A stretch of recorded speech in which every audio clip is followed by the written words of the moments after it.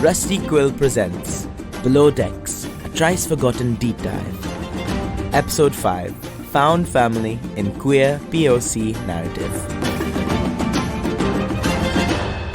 Hello, welcome to the 5th episode of Below Decks, where we dig into some of the research, questions, stories, and generally tangential, interesting things that went into making Trice Forgotten. I'm Nemo, my pronouns are they, them, and I'm the creator and lead writer of the series. This is coming out after episode 6 of the podcast, Lay Day, so we've just delved more into Alesti's past with Anne and Gammon, and we've had the ship's crew taking care of an ill and ailing Alestes. Fittingly, today we'll be talking about queer found families of colour. And I'm thrilled to be joined by Helen Gould. Could you introduce yourself with your pronouns and tell us a bit about what you do / your relationship to the show? Hi, my name is Helen. My pronouns are he, she, and they, in no particular order. Okay, my relationship to the show is I do play a guard, briefly. Hell yeah, strongest role. Vital to significance. Yeah. I mean, that guard later, oof, when we get to them, oh my god. Such a character arc. I'm also Rusty Quill's head of inclusion, and on the side I am a writer, editor, sensitivity consultant, all that kind of stuff. Amazing.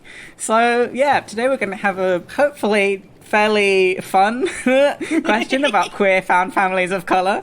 I say fun with that voice because we started talking about our topics beforehand and we were like, ooh, how messy is this going to get? So I guess the first, framing question is, Helen, do you have some pieces of media with queer found families of colour, / doesn't have to be of colour just yet, either or both, queer found families that you particularly enjoy watching, listening, reading? I mean, I am fairly deep into Our Flag Means Death fandom at the moment, which I would definitely call queer found family. Some of colour, some of not. Does that make grammatical sense? It doesn't matter. That is very on topic because that's pirates as well. Yes, it is very on topic. And there are lots of different relationship, both romantic and platonic, in that show that I really, really appreciate. Okay, spoilers for Our Flag Means Death. Obviously, there is Steed and Ed. There is Lucius and Pete. There's Olu and Jim. And everyone else has lots of... My head just went, there's the Scottish guy and his seagull. But I don't think that counts. That's a queer found family if I've ever seen one. He takes care of those seagulls like family, more than family. Yes, it's true.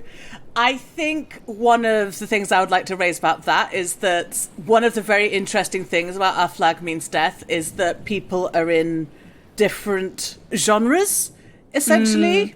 Blackbeard enters and is sort of part of a typical dark pirate drama kind of thing, but very quickly adapts to Steed and the rest of that crew's more sort of sitcom kind of ways. And then when Izzy turns up, Izzy cannot adapt to that. So Izzy is always trying to drag Ed back into dark drama, cutting off people's toes kind of thing. And I think that's a really interesting contrast. I guess because as well, I am thinking of this completely on the fly. I think that is an interesting contrast because there also is these days often a tension between sort of light and fluffy queer narratives and darker, more complex, nuanced queer narratives. Yeah.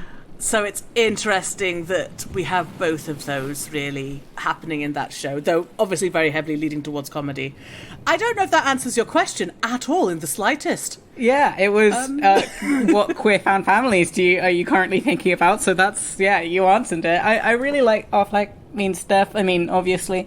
And one thing that I really liked about it is the side friendships of all of the side characters, mostly the characters of colour who are supporting each other. Yes. One thing that I have liked about Our Flag Means Death is that just as the queerness is never the butt of the joke, the race conversations have never been the butt of the joke, or whiteness is the butt of the joke in all of those scenes. and the like pyramid scheme episode. I really liked that. It was so good, and it was just I mean, I was talking to my friend about it, and I was like, there are multiple black male characters who talk to each other and support each other. Yeah. Like, that's also not something that you see in things. Like, it reminds me of when Brooklyn Nine-Nine was coming out, and Stephanie Beatrice, who plays Rosa Diaz, was talking about how she heard that Melissa Fumero had been already cast as Amy Santiago, and she was like, oh, well, I'm not going to get the role then, because there's already one Latina actress in the show, so there can't be two of us in the main cast. And, yeah, the idea that, the token thing of like, oh, there's one of us in the show, so that means that there can't be any others of us, because there can't be plurality in ideas of what Asianness means or blackness means between huge communities of people. Yeah. Have you watched any of the L Word Generation Q? I haven't. Okay, all right. I just finished watching the second season of that in the past couple of days, and that's really interesting because it's still problematic in some ways, but it is also clearly an attempt to address some of the much more problematic things from the original L Word series. Again, I don't know if you've seen that. No, I haven't, but I've heard interesting mixed things about it. I mean, I feel like it comes into that thing again of what you were saying about like what queer media like exists, of like whether it has to be like irreverential comedy or super serious A24 film. I mean, the interesting thing about the L Word is that it's nice. It's more of a soap opera than anything. But it changes depending on what season you're looking at. So in the original L Word, the first season is really like, it feels really indie and interesting and kind of like a cult TV show. And then once that came out, I think they probably got a lot more funding and stuff. They commissioned a whole theme song, which I hate, but is really catchy. But the L Word is set in LA. Okay. And the vast majority of the principal cast is white in that original season. There's Bet, who is mixed race. There's Kit, her sister, who is not mixed race, who is played by Pam Grier. There's Carmen, who is Latina. There's the person Bet has an affair with. Chantel, maybe, is what she's called. There's Tasha, who's black. And I think that's almost it. Of a series that went for 6 seasons. They also had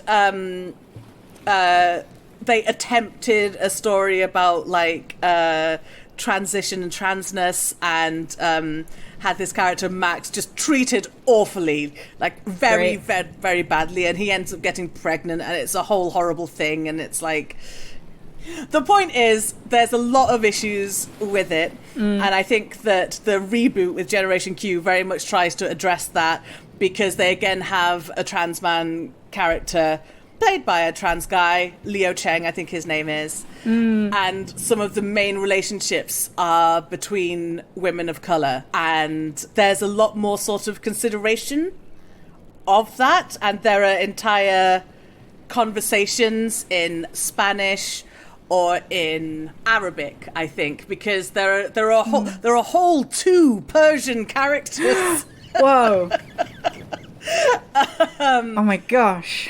That also, I think, counts for me, despite the various kind of problems with it. In the second season, it does start to really tackle with some of the ideas around race, because some of the characters from the initial run are in this as well. So Bet is still there, and she has a daughter called Angie, who is much more sort of visibly black than Bet is, and they actually have a conversation about this, about how this means that they travel the world in very different ways. I think Bet says something like, I understand that, white people sometimes assume that I'm Italian or whatever, and Angie's donor is a dark-skinned black man, and there's this whole conversation about how Angie wants to meet him, and that's important to her to see people who do actually look more like her. And anyway, there's a lot of really interesting in-depth stuff there, and there's literal family dynamics going on there, because we're following Angie, who was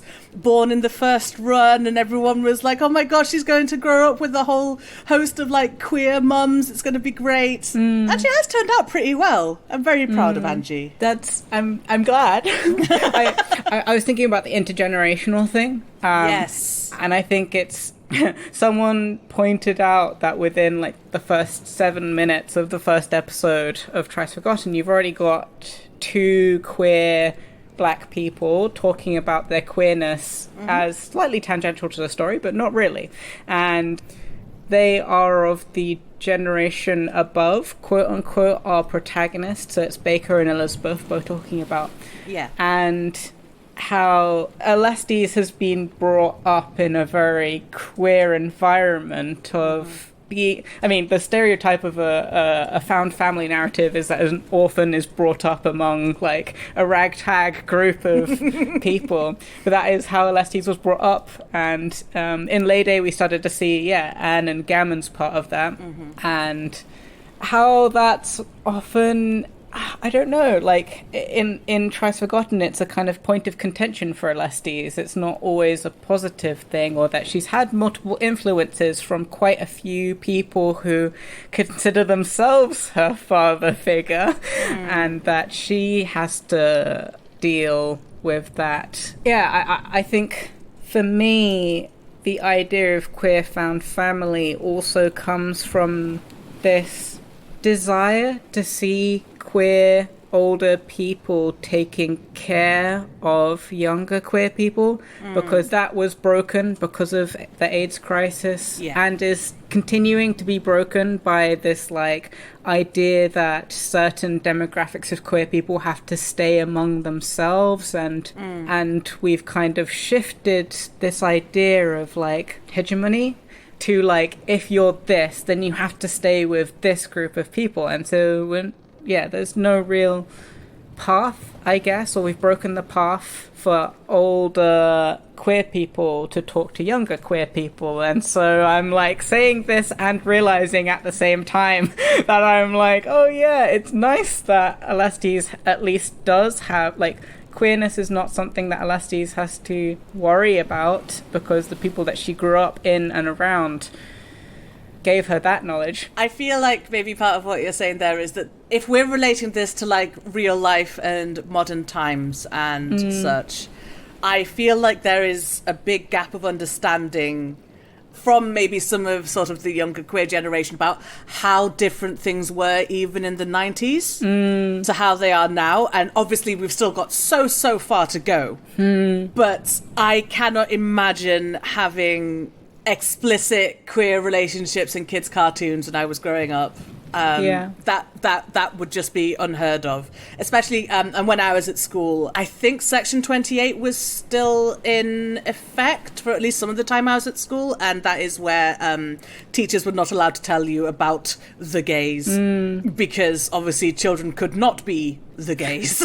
yeah that would be unheard of. But obviously I knew since I was in like year 5 and I had a crush on my teacher. It is also interesting thinking about how in real life as well, like I don't know if you've experienced this, but I certainly did when I was at school, whereas like the people who are, sort of misfits from the typical what's seen as norm do tend to gravitate together. Yeah. I think what I'm trying to say is it was rough. It was rough growing up. In the 90s, even though that was only 20 years ago. We've come such a long way. Like, it was such a big deal for people to come out back then. And it still is a big deal for people to come out, but it's much more common. I was talking to my cousin who has just turned 18, and like I came out as trans to my family, and to be honest, it wasn't like super horrific or anything. I was fairly lucky. But I know that her parents are very were the most like on the fence about it. And my cousin has just started using she and they pronouns on Instagram and Snapchat and all of the TikTok, and I'm not that old, but I sound so old when I'm like, and the TikTok. And I was like, oh, you know, if you ever want to have a conversation about gender, if you ever want to like, you know, if you ever need some advice or anything, I've been out to our family for like 10 years now, like, can fully support you. And they were like, all right. And I was like, when I was your age, I would have killed to have someone in our family who was also trans. Like, or non-binary. And I'm like, I'm so glad that that is the case for them, that they were like, oh, it's so au fait now to be non-binary. Like, I'm only 27. And for me, like, the huge shift between growing up, there is that huge shift that has happened even in the couple of years just below me. Yeah. I get what you mean. I'm so happy for the younger generation, but there's also a part of me that's like, hold on to this, because it can be taken away and people are trying to take it away. Like, and so if you don't know that you have to fight for it, then you can easily lose it. Yeah. And like when I was thinking of things to say on this episode, I was trying to think of like queer found families and how that was influential, I guess, to my writing. I was like, that's surely something that might come up. And I was like, what were my favorite films as a kid? And it was Lilo and Stitch. And I really loved Lilo and Stitch because it was about two siblings who had to care for each other, and then a whole group of people who were older than them but were alien to their way of life, were trying to help them survive, but were just so clueless. And so it was a lot of, like, give and take. And a lot of the, like, you know, Lilo and Nani having to grow up too early and be allowed to be children or being allowed to have fun because they gradually come to trust that these people around them are genuinely there to take care of them, and feel like the idea of allowing yourself to be taken care of is a huge thing. Oh, yes, I think so. And I think that's a really important, because I don't know if you can ever feel completely taken care of if you are constantly keeping like a big secret from a parental figure. It's like there's a barrier there that your parental figure doesn't know is there, and you have to hold that by yourself. And I think that there must be like such a freedom in not having to do that, or not feeling like you have to do that. Yeah. And I like to imagine that the characters in Trice Forgotten, most of them have never had to bear the weight of being in the closet in a certain way, because they do live in this world that I've created for them where being out is not something that they really have to worry about. One, because I didn't feel like that was particularly interesting to rehash. Two, because, you know, expanding the idea that it was really 19th century scientists creating the idea that, you know, queerness was bad. There were other things as well. Buddhism was also a big influence in East Asia about, like, creating these sexual roles as well. So, fluidity and gender and sexuality. But when you do grow up in fairly traumatic places, like Alestes has, the idea of, like, also losing people that you suddenly now care about is a huge thing, I would say. And allowing yourselves to love them and, like, forming attachments is very scary. And I feel like that's also something that doesn't really get talked about, because most family narratives in the, like, cis het kind of way, even though they might talk about, like, families breaking down, you still have that, like, oh, well, they're your blood, you have to, you should, you will always love them in a certain way. But it's so, I feel like it's so much scarier, the concept of losing somebody that you really, really do care about, but is not contractually obliged to always love you back. Yeah. I think that there is never any guarantee of a person loving you for always and ever and ever. Yeah. But I think that queer people have to deal with that a lot earlier and with a lot more seriousness than cishet people often do. Like, the idea of having to go no contact or low contact with one's own family just because of something about who you are that you can't change, I think is a very painful one, because a lot of the narratives that you see around sort of mainstream family dramas, you have to have actually done something, or your parent has to have actually done something to have driven you away. It's not about an inherent part of your being. I'm not quite sure what I'm trying to say there, but I guess I'm trying to say that there's like a fragility, I think, often in terms of being queer in a family. And I think that's one of the reasons why queer found family is such a big thing. Yeah. Because I would actually say the opposite of... I mean, you said contractually obliged to love you, but like they're not. Yeah. And to me, it actually feels safer to depend on people who are not related to me, because it means that they chose to know me and they chose to enter into this relationship with me, and so there is something that feels stronger to me. They're not doing it out of duty. Yeah, I always find it's interesting, and I feel like these things do heighten our attachment to the idea of the queer found family. I saw a Tumblr post recently by a user called quasi-normalcy, and it reads, "It probably goes without saying, but found family trope is so popular because so very many people are so terribly, terribly lonely." And it made me oof quite hard. But the idea of having to find people who will make your life less lonely is unfortunately something that many, if not all, queer people of colour can understand or empathize with. Yeah. And someone was talking about how, like, in ballroom culture in the 80s in New York, so mostly black queer people in the 80s in New York, creating houses for each other and becoming mothers, becoming fathers, becoming siblings of other queer people who didn't have a home anymore. And so making those houses for each other. And those things can only exist when something as terrible as every one of these people have lost their family exists.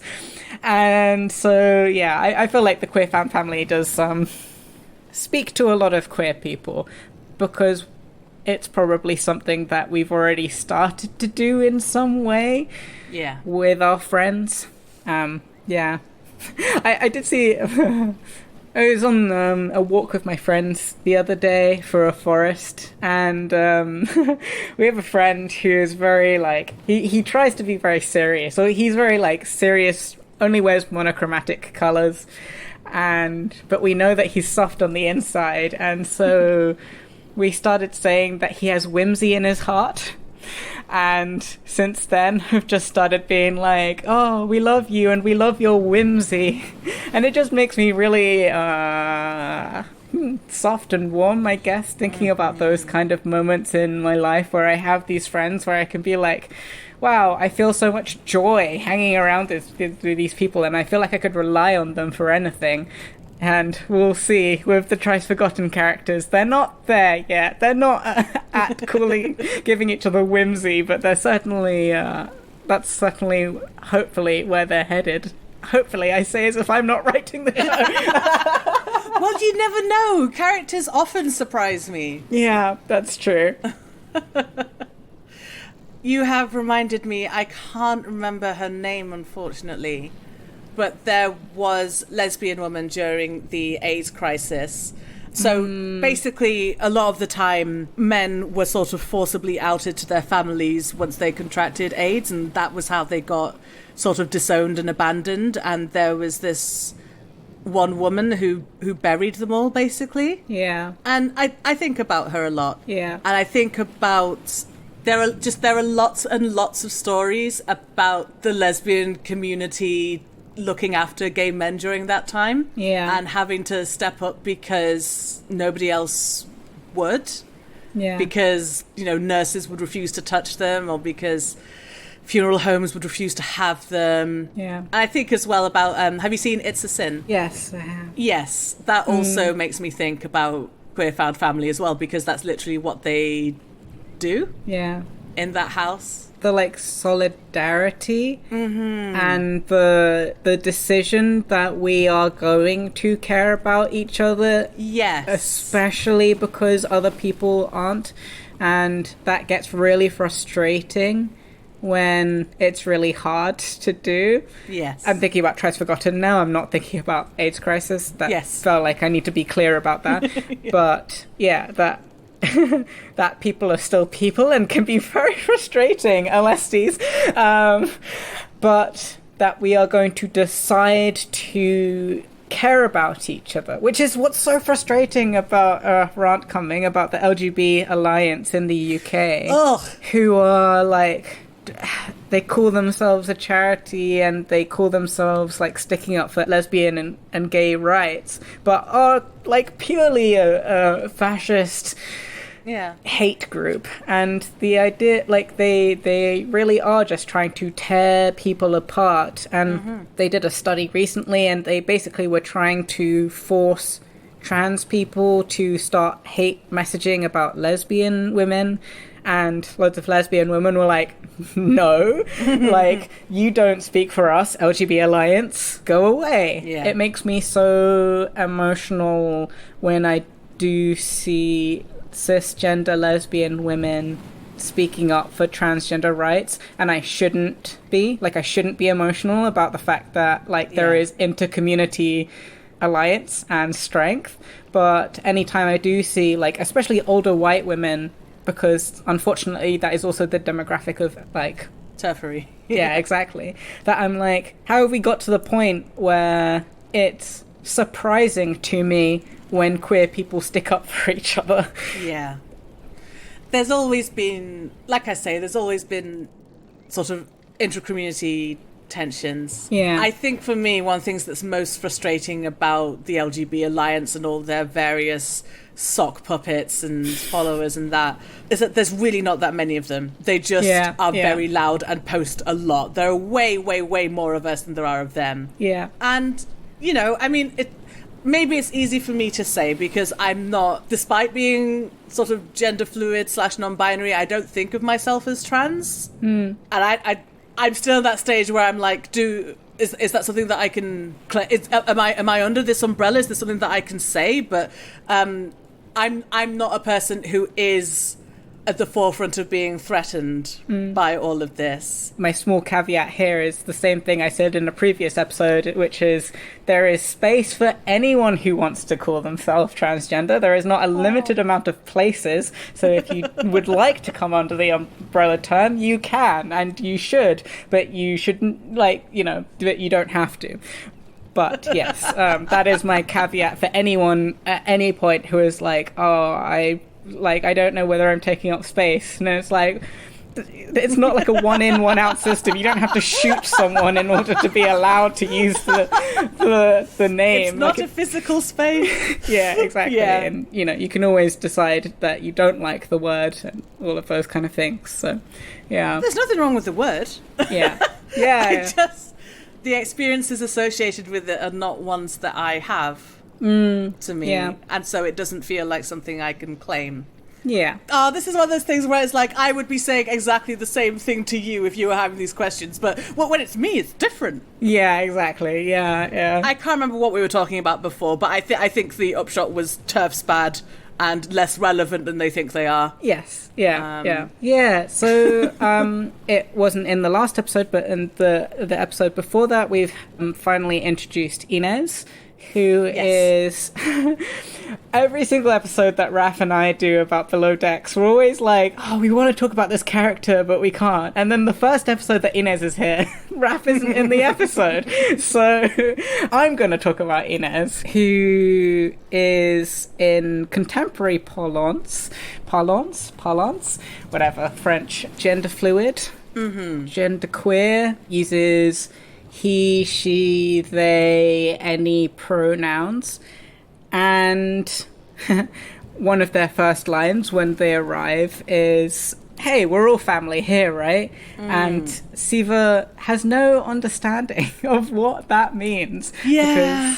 Because Siva doesn't comprehend, I guess, queerness. My little egg, who hasn't really conceptualized his own queerness yet, I would say, whereas Inez coming in strong with the like, if I had the word trans, I would be using it.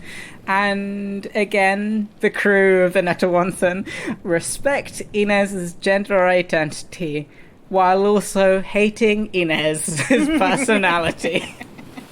I really like Inez. I haven't listened to episode 6, but I did hear episode 5, and I love hearing someone be so self-confident in themselves. Yeah. And I am very interested to see what their relationship with Siva, like what influence they might have. Getting Inez's sticky little fingers all over Siva. Hell yeah. Exactly. I think actually on an episode of Enthusiasm that I was on with you about anime, I was talking about one of my favorite anime, which is called Barakamon. And it's not an explicitly queer genre, but it's a genre where a self-hating young person gets exiled to the countryside because they're a city slicker, and they meet a community of people, community in the small town kind of way, who care for each other and care for this new person. And City Slicker is like, oh god, I've only lived in cities my entire life. Why is everyone being so nice to me? And as someone who's only grown up in London my entire life, and who genuinely does get surprised anytime I go north of London and people are like, hi, how are you doing? And I'm like, who are you? Why are you being nice to me? I feel like that's also an influence in Trice Forgotten, where I'm like, people who are nice to you for no reason other than human beings started off as tribes who needed to be part of a community to survive.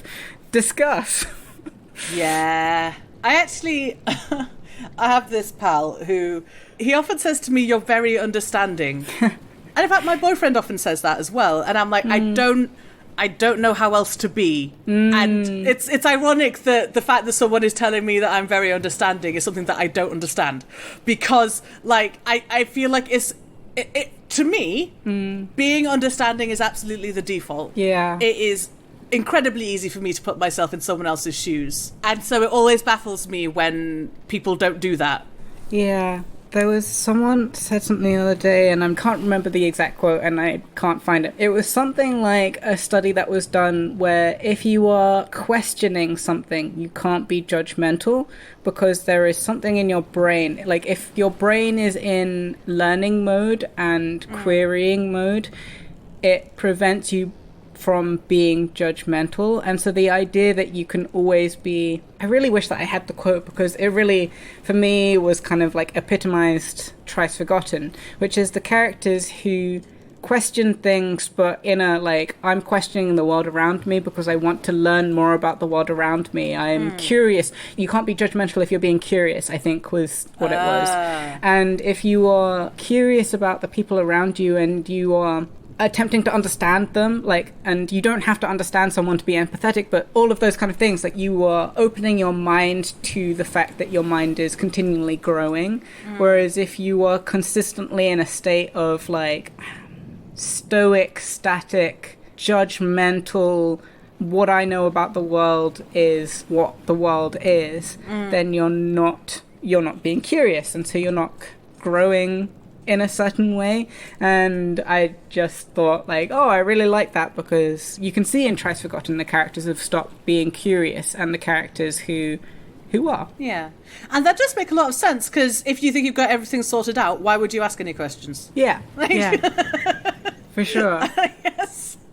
I guess I am always very aware that I do not know everything. Yeah. I mean, it's that thing of education as well, right? Like, the higher you go in education, and I'm always feeling this, the idea that, like, the more you know you don't know, and the more you realize that, oh god, there's so many people out there with so many other interesting ideas, and like, yeah, it's always that big fish, small pond conundrum. And that's a wonderful thing. Yeah, a really lovely There's thing. always something else. Yeah, and this world is so full of possibilities and potential, guys, even though we've talked about the TERFs and we've talked about all of the bad queer things that have been happening, and we've lamented the youth having a world that we didn't grow up in. It is really great, and queer found families who are really excited about talking about snails that they found in a rock pool because they feel safe with each other, and they're not going to mock each other for feeling enthusiastic and excited and happy. Unless you have anything else you would like to say on that point, I feel like that's a fairly nice place to end this episode. I will say that you reminded me of a quote that I recently retweeted. Well, not a quote, it was just a tweet. It was a girl, not to be rude, but the world is so abundant. No shade, but despite the suffering, life is a tremendous gift.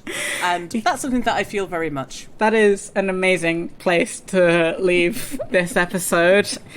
So, Helen, if people wanted to find you for more thoughts about your beautiful mind... Oh, and I forgot to say, also the best Rusty Quiller, where can they find you? People can find me on Twitter at Electo101, that is ALECTO101, though mostly all I do there is retweet, so if you actually want to hear from me, you should go to my Twitch, which is twitch.tv/Helen Rosamond, where I'm currently doing Bear and Breakfast, but hopefully we'll get back to Mass Effect soon. Amazing. Thank you so much for joining us. So that's it from me, Nemo, and goodbye from Helen. Bye! And we'll see you next time below decks. Trice Forgotten is a podcast distributed by Rusty Quill and licensed under a Creative Commons Attribution Non-Commercial Share-alike 4.0 International License. The series is created by Nemo Martin and directed by Rafaella Marcus, and was edited by Lowri and Davies and Catherine Ranella. Trice Forgotten is produced by Ian Geers, Lowri and Davies, and production manager Natasha Johnston, with executive producers Alexander J. Newall and April Sumner. To subscribe, view associated materials, or join our Patreon, visit rustyquill.com. Rate and review us online. Tweet us at TheRustyQuill, visit us on Facebook, or email us at mail@rustyquill.com. Thanks for listening.